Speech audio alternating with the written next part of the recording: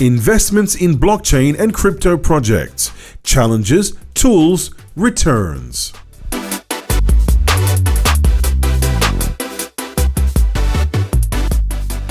Hi everyone. So we're here for the panel, Investments in Blockchain Projects and Crypto Projects. We're going to talk about challenges, tools, and returns. So I'm your moderator, I'm Linda Montgomery. And I think to start with, we're going to go through some quick introductions of our panel. And just to start with, I work for a company called Applicature. I'm CMO and Managing Director, and we are a venture builder and accelerator of blockchain companies. We incubate a number of our own. We work with lots of client partners, helping them do blockchain development of MVPs, of marketing, token launches, funding, and a lot of different services. So I've been in crypto for 6 years now with a number of different companies in the marketing and leading investor relations. So with that, I would like to move over to our next speaker, Yaroslav, and please introduce yourself, and we'll go down the line. Okay, thanks a lot. Hi everyone, I'm Yaroslav. I'm a serial entrepreneur and I've been investing into crypto since 2017, I guess. And through those investments and my entrepreneurial background, I found out that many projects do fail because they lack, like some kind of product expertise, business development. They cannot focus on the product 100% and need to spend founders usually spend up to 60-70% of their time trying to raise funds. So that's why I founded the venture studio. Now it's focused on blockchain projects, NFT, actually Web3. And what we do, we actually act as co-founders for these products. We help them build the product. We finance them on the early stages from our own fund, and also help them raise funds from the external investors as soon as they're mature. That's it. Thanks. Yeah. All right. Good morning, everybody. My name's Imran, and I'm from Tiny Trader, just over there. We're a software as a service, white label crypto exchange solution, and we offer a bit of a different perspective on investments in blockchain. The idea is that our clients come to us, and for a nominal fee, we set them up with a fully functioning exchange, product and all, including technical support, and leave basically only marketing to them. The idea is that through that and through cashing in on liquidity of this platform, people can make some pretty substantial returns. But our investment method is liquidity only. So we don't invest in people's products. We give them the product, and we invest using liquidity into that. And so far, the returns have been pretty spectacular. Hi guys, my name is Lucas, and my experience is quite similar to Miroslav. I'm an entrepreneur and also an investor right now. We created a DeFi project on the Terra last year. Yep. And at the moment, a few months ago, we created an organization called 100X Partners, where we invest in early stage products, also mainly focused on the DeFi sector. And investing into early stage startups and also acting as kind of co-founders, being with the people every single day, with the co-founders, and helping them in every single step. I'm Christoph Watton. I'm the founder CEO of Active Finance. Back in 2017, specific for this, I will stay on topic for this. Back in 2017, I started a investment community where we invested 8 million in 6 months' time. Still doing some of those tokens, their distributions. After that, I was a CBDO at a centralized liquidity framework for 3.5 years, where I was also consulting with launchpads and the startups and all the investment tools. Okay. Adrian? Good morning, everybody. By the way, I'm for the first time in Canada, so please don't make fun of me. Always there is a first. I'm Adrian Niculescu. I'm a serial entrepreneur and investor. I'm a Romanian serial entrepreneur and investor. I'm in blockchain since 2016, and I do, and I will do everything I can to be a contributor in this industry, so to help the ecosystem advance. I'm involved in a few projects. I'm CMO for Cloudcoin Consortium. It's a role for 5 years. I'm also CEO of Meta Studio. which is the business metaverse for content creator. I also list especially venture capital-backed coins and tokens on exchanges, especially on La Token, and I'm advisor and investor in a portfolio of projects. Very happy to be here. Thank you very much for spending your most precious research time with us. Great, thank you guys. So let's jump right in and talk about fundraising. Let's talk about some of the challenges, I guess, that founders normally face. And I guess from our panel here, you probably have the perspective of founder and probably also of investor as well. So why don't we talk about that? Lucas, let's start with you. Sure. Could you please repeat the question? Some of the challenges that founders normally have, so, and then if you have any examples of your own, it'd be... Actually, I do have. So some of the companies that we advise right now and we help, they're actually very tech-oriented, right? And they have a great technology, they have a great product, but they don't know how to sell it. They don't know how to market the product, and they don't know whom to contact, like how to find partners and so on. And we're actually helping them, but that's one of the problems that I see, right? A lot of tech people, they just don't have this marketing knowledge, and they cannot find the product market fit, right? And that's the issue that I see. That's issue number one. And the issue number two would be probably the conditions that we're currently in. I see that now funds tend to do less investments than before. Now big funds, they're still doing high investments, but some smaller funds are really now aware of the market conditions, which is also not quite nice and kind of difficult for the builders. But I think it will just go better within this year. Yeah, excellent, thanks. And what about your company and exchange? How about, what do you see? As a software as a service project, we come across a lot of people that don't already have a business. They're trying to break into the cryptocurrency industry.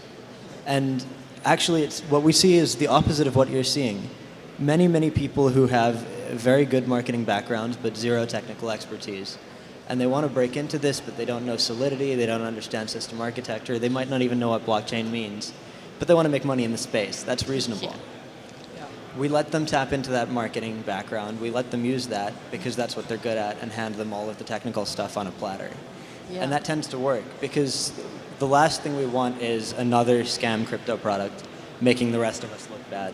Yeah. So handing people something that just works and then allowing them to market around that is usually a good option. Yeah. And it helps new founders enter the space. Okay. Anyone else want to jump in? Adrian? I can jump in to present 2 points of view. First, from the founder's perspective, and second one from the investor's perspective. So founders usually struggle with defining the ideal investor persona they need, because on LinkedIn you can find dozens of lists with hundreds of early stage investors in products, in projects, in coins, in tokens, but for every project I believe maybe 10% from such a list could be a little bit of a fit. So just knocking on a lot of doors with the same message will not work, because for the investors it's important what's in it for them. They want a return on investment. And this is a big challenge. The second one, most of the technical founders, they don't want to learn sales and marketing. And even if you have a team, even if you work with an agency, you still need to upgrade your background a little bit. And I always advise founders to do that. Of course, they say, no, we don't want to hear that, but if I cooperate with somebody, they don't have to expect to tell them exactly what they want to hear, right? You need to do that or not. This is a learning curve. From the investor's perspective, it's a big challenge to understand which projects worth to put your efforts, your money, and if you're providing smart money, the mentoring, access to market, and everything. And for example, what I'm looking at, I'm looking especially at the struggling teams. Teams which are working like crazy for a few years maybe on a project. They don't give up, they are persistent, these are the first people I like to work with, because everybody can do a fly-by-night project, you know, the next copycat thing, but this will not advance the market and will just potentially add things we don't want to see, like scams, rug pulls, people just doing it for a little buck, you know, which could be okay for them, but in time will devaluate our propositions about this market. Right. Of course, I can speak for 3 days, so I don't want to Awesome. cannibalize the panel. Okay. So moving on, how about you, Yugoslav? To add to this, I mean, I think the guys have covered everything totally. Just to add a small thing here is that I think currently it's very important for the product to start talking to the investors when they have something. I mean, like at least a pilot, not just an idea, because the market is full of ideas and white papers, and like we will build some spaceship soon. So the talks are much easier when you have something to show, any code, any prototype, and the team that is capable of building that. That is super important, because as we know, investors don't give money to the projects, they give money to the people. How true. I would say from maybe we'll add something else into the mix here. We're going to talk about sentiment, market sentiment right now, and how that's impacting. So would love to hear from you on that as well. I think the market sentiment itself, like the amounts of ticket value is going a lot lower now, so it's a lot tougher to do the fundraising. However, it's all about having a trust relation with your investors or potential investors. Know what you talk about and talk business, you know. You can do the small talks, like whatever what, but when you need to talk business, and you just need to talk about the sweet spots, you know, like in a meeting where a potential investor, you get to know pretty quickly, or you need to filter out very quickly what specifically are they interested in, and then make sure that you overload them and have them along in the storytelling. Now, I think, however, to come back to the point for 1 second, like one of the biggest toughest things to do for a founder CEO is right now fitting the cap table. You know, getting in the investment, that's fine. But like putting those last pieces together to make it fit, where you need to start capping all other investment tickets to make sure that things fit. That I think from a founder's perspective, that's definitely the toughest point. It's a very stressful point. And then once the investment rounds are done, it's like such a stress, and you can focus on the business instead of talking to all the investors all over and over. Right. Okay. Carrying on with, I guess, market sentiment and raising money right now. I can add a bit on that, on the sentiment. What are you seeing, and what advice do you have, I guess? I don't feel anything has changed. We have just raised another fund to finance the projects within our venture studio, and we actually raised more than we were expecting. I mean, the investors are becoming more selective, and I would say like stupid money now keep away from the market for some time until everyone is again seeing the bull market. And okay, like we all know those X something venture fund that just follows the bull market and follows the bigger investors. But if we talk about smart money that have come to crypto for a long time, they don't stop. They keep investing, and nothing has changed. Awesome. All right. Anyone else on market sentiment that we haven't covered yet? That's very true. You know, that investors are a bit more selective in the bear market. That's very correct. But that's how it should be. And I think now people, in this current conditions, people focus more on the product. And for example, what we do in 100x Partners, we really focus on the technical part first. And for example, we don't invest, and we don't even consider working with somebody that doesn't have a fairly good technical background, or that doesn't have a product or some kind of an MVP, right? Because let's say we don't believe raising just an idea on the white paper. We really want to see something already developed, because it shows the commitment of the team. Right. What about sources of funding?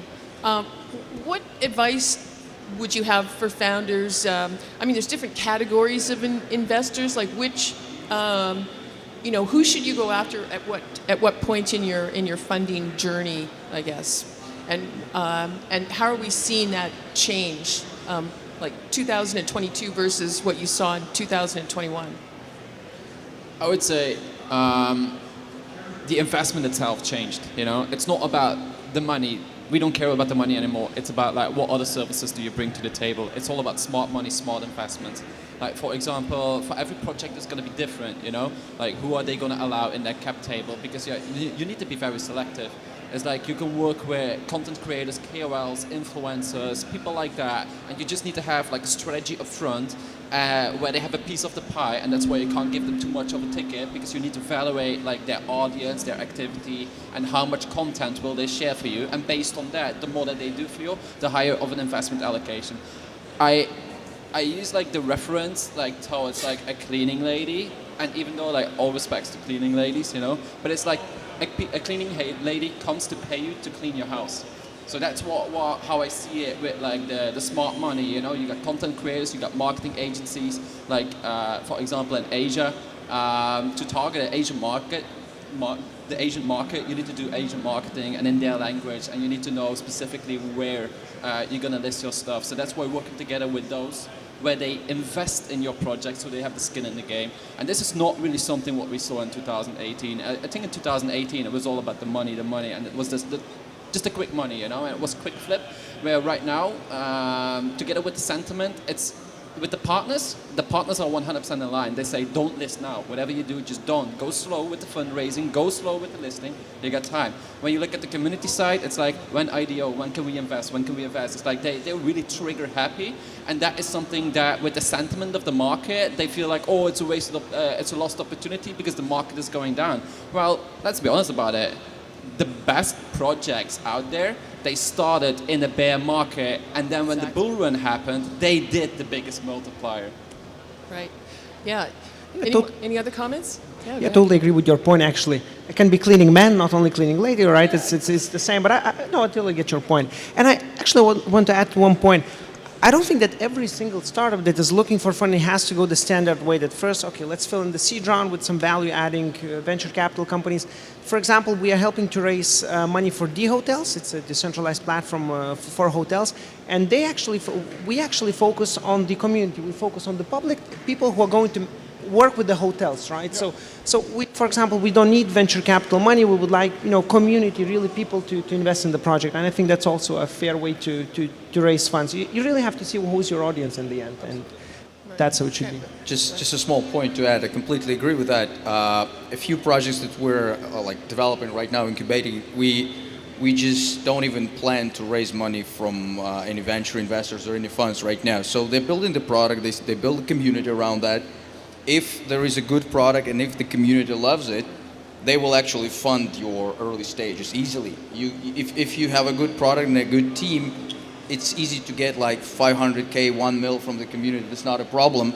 And then you go and receive grants and some support funds from the blockchains you're building on, and that's the amount enough to develop a product, to release an MVP, and then you can go raise the Series A or something like that. In crypto, it's of course the amount is lower, but your valuation at that point is much higher than when you just come on the early stage. That's I think that many projects that are not B2B should really look into.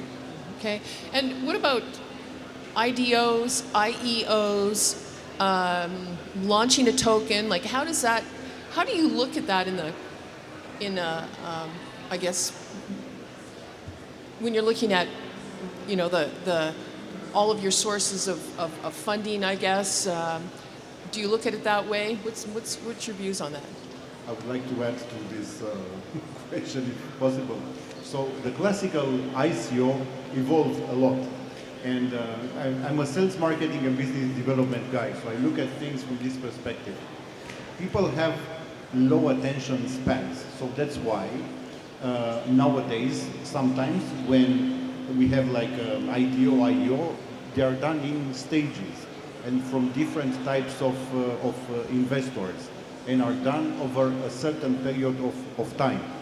And you have more creative ways today to fundraise.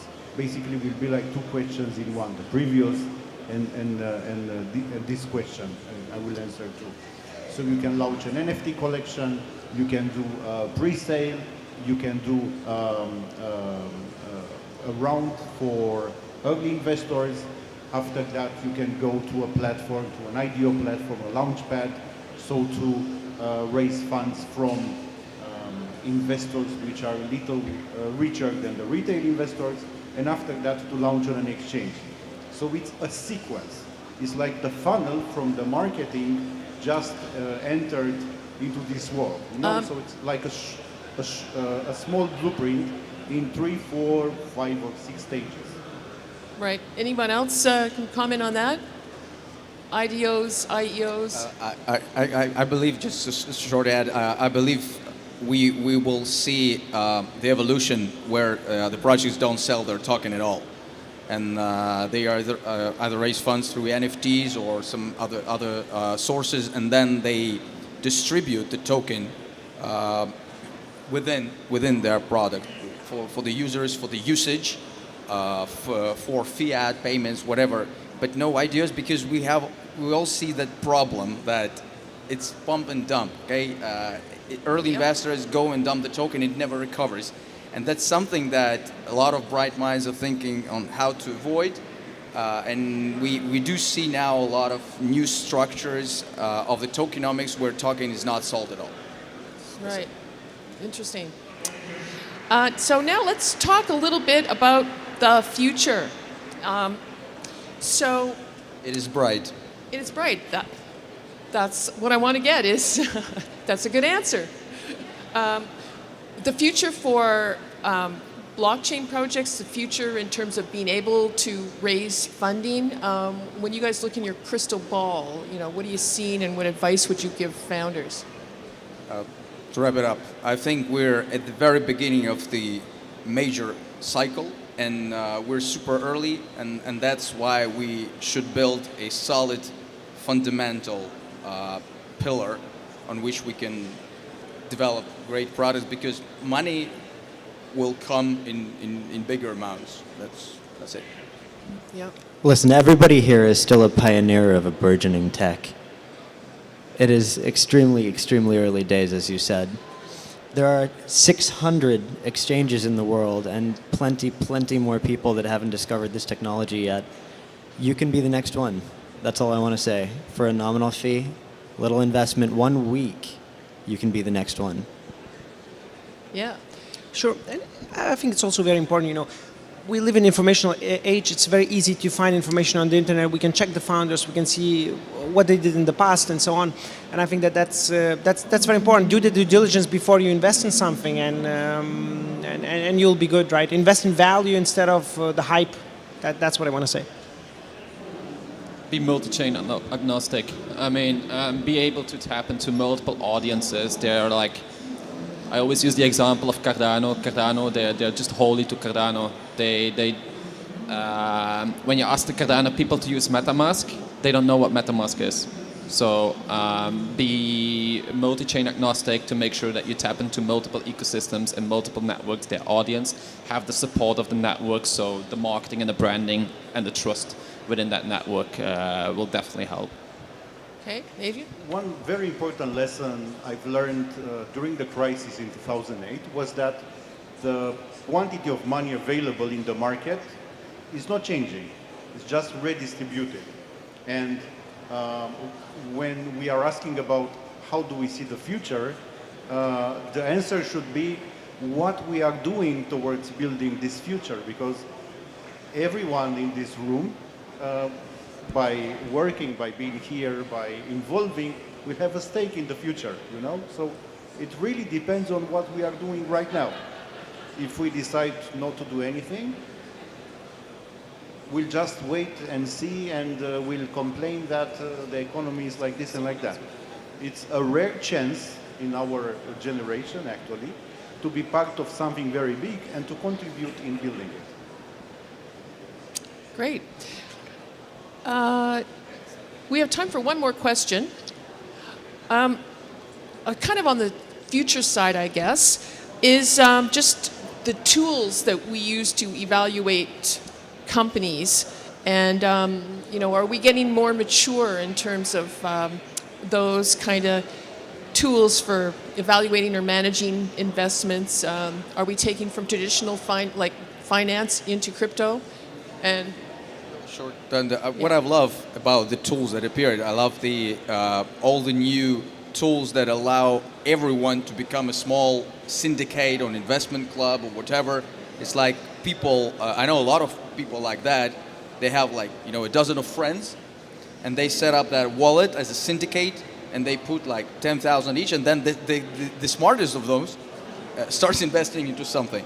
And I think this is syndicated retail investment is a great future for Web3 investment and this community support. Mm-hmm. Yeah, excellent. Well, I'm afraid we've run out of time, but thank you, panelists, for a great conversation. Thank you for listening to us, and enjoy the rest of the conference.